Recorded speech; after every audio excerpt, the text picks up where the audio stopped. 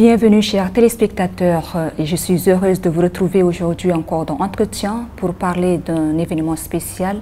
Et comme tous les numéros d'entretien, même si les numéros sont spéciaux, aujourd'hui nous parlons de la promotion de la culture, plus précisément de la mode. J'accueille aujourd'hui une figure qui n'est plus vraiment à présenter puisqu'elle est portrice d'événements de mode. Il s'agit de Madame Kaltouma Sindigue. Madame Kaltouma Sindigue, bonjour.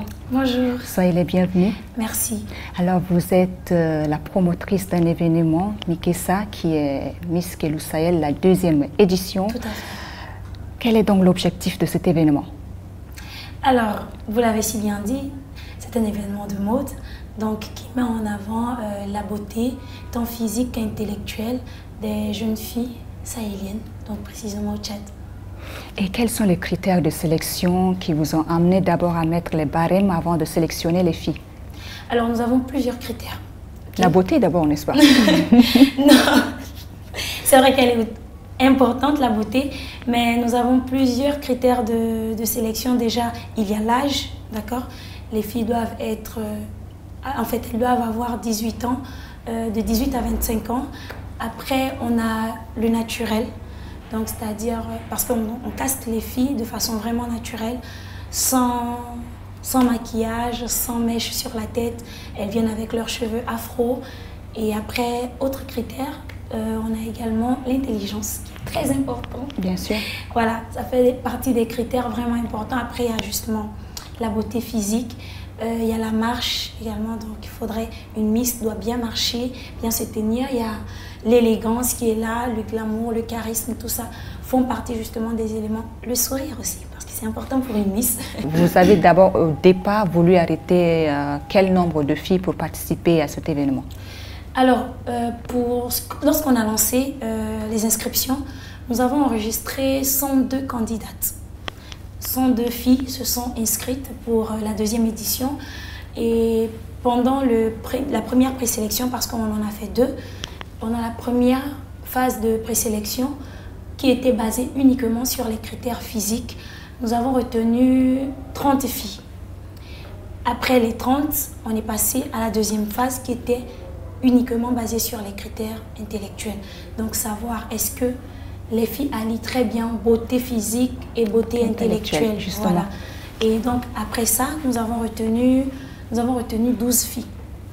Et donc, pendant les préparatifs, etc., il y en a 2 qui se sont retirées, malheureusement, oui. Donc, actuellement, nous avons 10 candidates finalistes pour la soirée du 8 juin.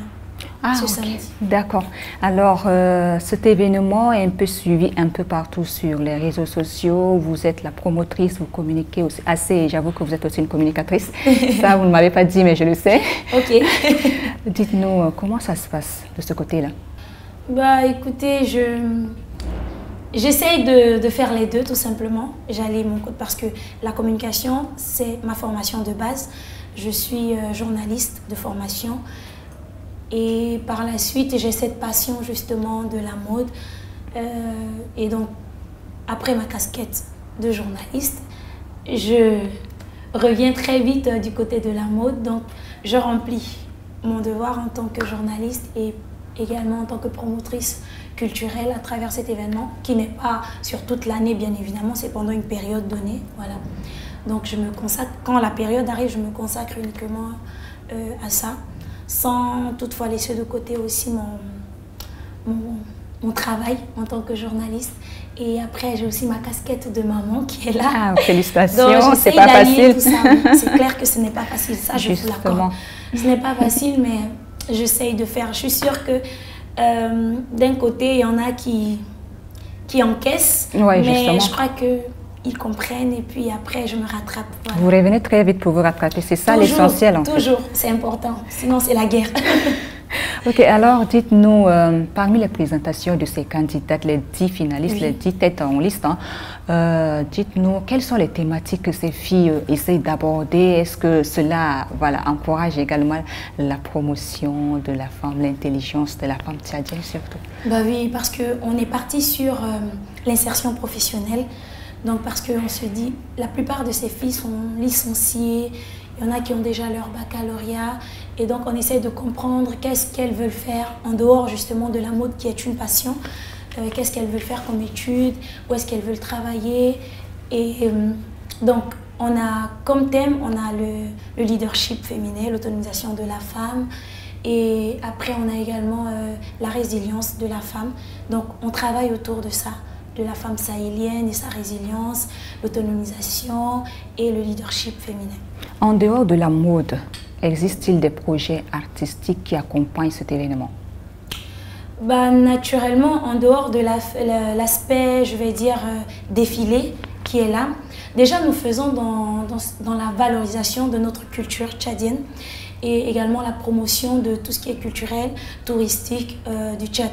Donc, on va vraiment sur du national, c'est-à-dire les artistes, même dans la répétition des passages des filles, on n'utilise que des musiques tchadiennes pour justement avoir ce côté-là de la valorisation de la culture musicale tchadienne. Après, on apprend aux filles également à cuisiner les mets de chez nous. Donc, je crois que c'est demain, le concours cuisine. Elles vont présenter chacune un mets du Tchad qu'elles savent très bien préparer. Et ça, c'est important. Il ne faudrait pas qu'elles s'embrouillent. Il le faut ça, parce qu'il ne faut pas nous fabriquer des plats, on ne sait pas. On les met un peu dans toute cette, on va dire, ces critères, cette compétition. En fait, elles passent par plusieurs phases. Également, on leur apprend à être humaine. C'est-à-dire qu'il faut toujours avoir le cœur sur la main pour écouter son prochain qui est dans le besoin. D'où nous avons fait justement, nous avons assisté les frères catholiques et musulmans pendant la période de Ramadan et de Carême. Et par la suite, on a également visité un orphelinat pour apporter également des présents. Donc c'est vraiment tout ça parce que Mikesa est une initiative de l'association Câlin que j'ai fondée en 2019 lorsque j'étais Miss Tchad. Et donc on va sur l'aspect santé, sur l'aspect social, on va sur l'éducation et également le côté voilà, mode, culture, etc. Donc c'est vraiment une panoplie de choses. Elles essaient de découvrir. D'ailleurs, on les a emmenées à Mandalia, dans un village appelé Médé, pour qu'elles soient également en contact avec la nature, qu'elles apprennent par exemple à traire les vaches. On a fait tout ça, de la pirogue, etc. Elles étaient également au bord du fleuve, c'était vraiment magnifique. Justement. Donc on leur apprend vraiment tout ce qui constitue le Tchad, tant sur le plan culturel de la mode que sur la tradition, les valeurs et tout ça. Voilà. C'est vraiment innovant. J'ai merci. déjà les larmes au bout des yeux. Merci, et je me dis, un tel projet, est-ce qu'il est vraiment accompagné par nos autorités? Est-ce que vos partenaires, quand vous frappez à la porte, est-ce que les partenaires vous répondent également favorablement? Parce que vraiment, il faut se réserver, ne pas vouloir promouvoir la culture tchadienne et ne pas accompagner cet événement. Alors, je ne sais pas si je vais dire malheureusement ou heureusement, mais tout compte fait, je dirais que c'est en voie. Voilà, je vais pas, parce que nous sommes qu'à la deuxième édition. La deuxième édition, bien sûr. Et nous sommes d'accord que les entreprises et certaines institutions veulent toujours voir d'abord qu'est-ce que vous voulez faire avant de pouvoir justement prêter leur image à ça ou associer leur image à la chose. Donc, question ou sinon côté entreprise, nous avons quand même des entreprises qui nous accompagnent, qui font confiance à l'événement. Et donc, on va avec elles, elles nous proposent leurs services et nous, en contrepartie, la visibilité, etc. Tout compte fait, on n'a pas encore le soutien de l'État. À travers votre ministère de tutelle? Oui, à travers le ministère de tutelle, on n'a pas encore leur soutien. Mais on ne se décourage pas parce qu'on se dit peut-être qu'ils veulent nous observer, peut-être qu'ils veulent voir si on peut tenir sur le long terme avant de pouvoir s'associer et se dire que voilà, ok, on encourage, on soutient, on accompagne cet événement. Donc on n'a pas encore le soutien du ministère de la Culture. On a déposé à la première édition, on a eu la chance de rencontrer le ministre de la Culture et qui par la suite nous a donné un accord verbal, mais après on n'a pas eu de suite concrète, voilà.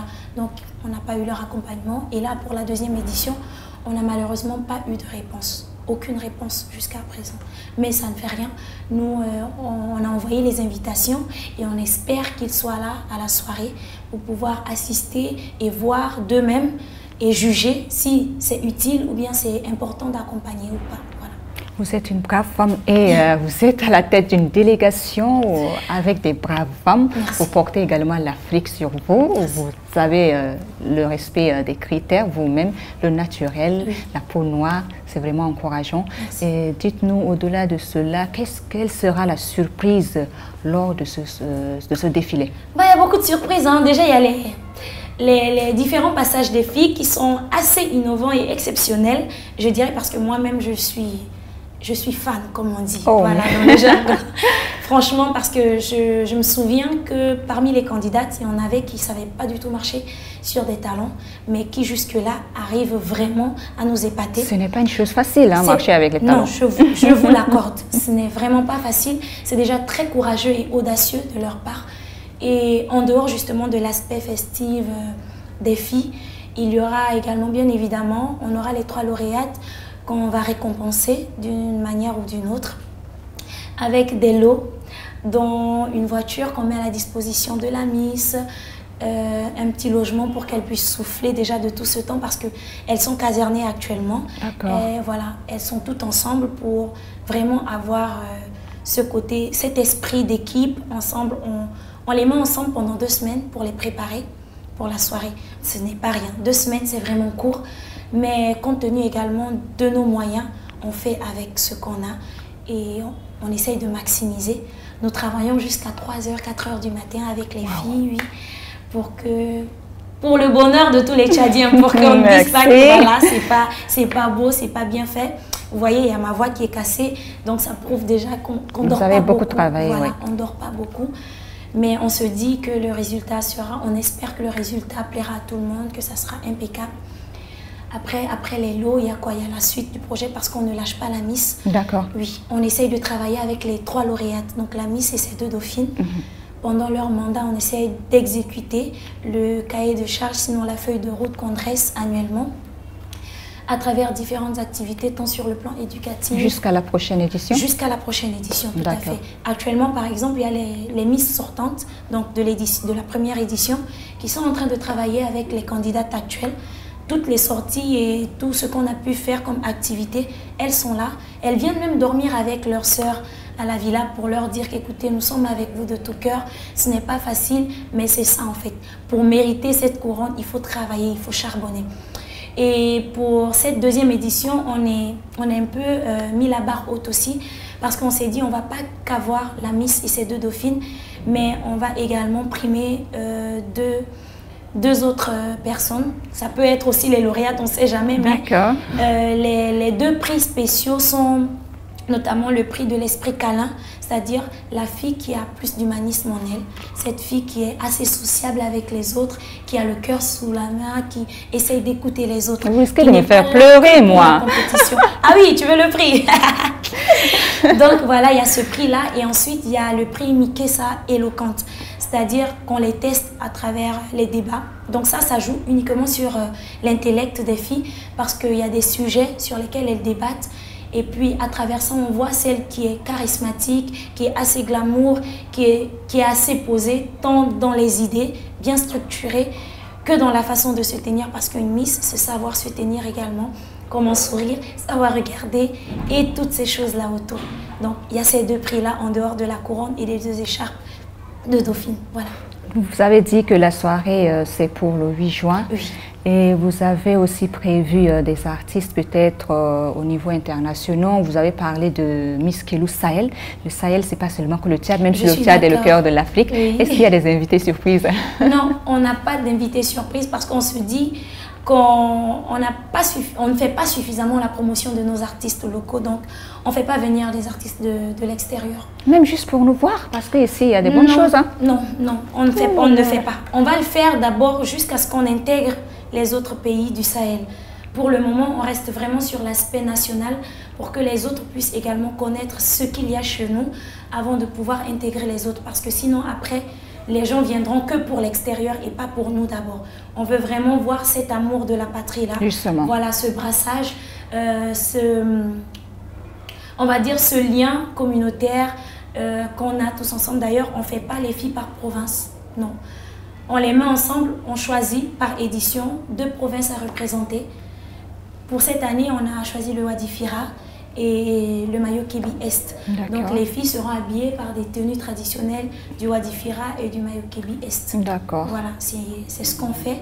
Et quand on va intégrer les autres pays, à partir de ce moment, on va commencer à guetter également l'extérieur. Mais pour le moment, on reste sur le Tchad et c'est très important pour nous. L'extérieur sera vraiment jaloux de nous, je vous assure. Merci, je suis d'accord.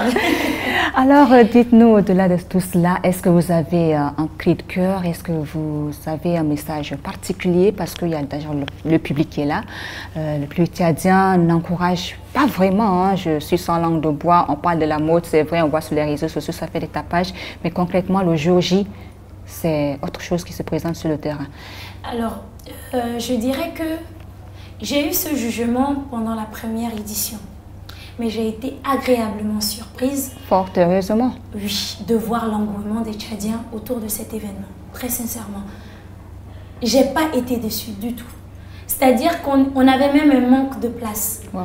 Et les gens étaient prêts à rester debout pendant toute la soirée pour assister à l'événement. Et ça, on sait que ce n'est pas connu des Tchadiens.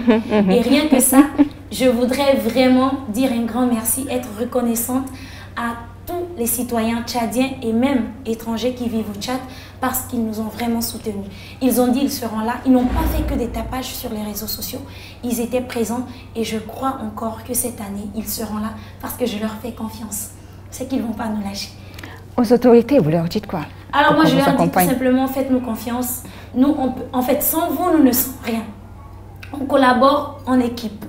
Donc, faites-nous confiance. On crée ces initiatives justement pour le pays, pour contribuer également au développement du pays. Et ce n'est pas une affaire personnelle.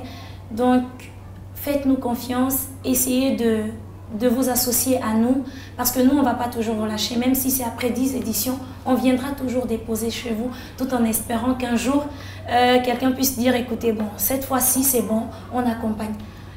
Faites-nous confiance, tout simplement. Et même si pour cette édition, vous ne nous avez pas répondu, venez au moins assister samedi 8 juin à la soirée qui se passera à l'Amandine Drive, s'il vous plaît.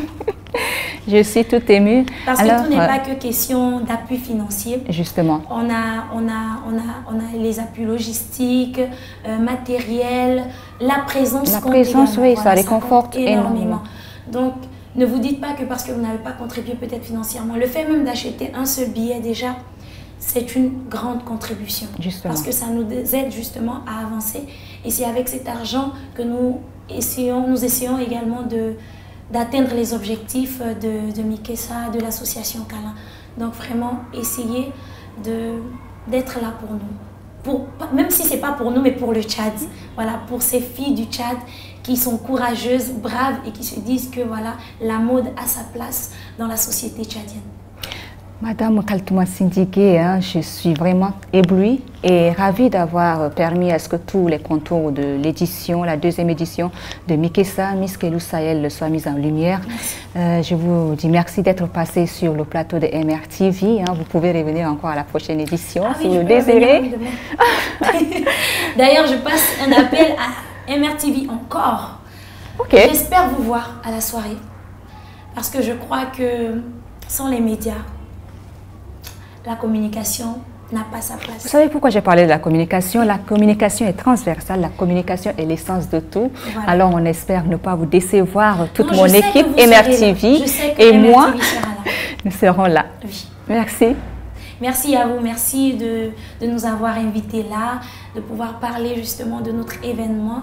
Et merci déjà d'avance pour votre présence à la soirée de ce samedi. Merci.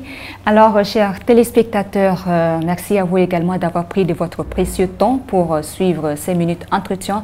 Nous avons reçu Madame Kaltouma Sindigué sur ce plateau pour parler de la deuxième édition de Mikessa, qui est Miss Kelou Sahel, une activité ou un événement qui fait la promotion de la culture tchadienne et au-delà de la mode. Je vous dis merci et à très bientôt.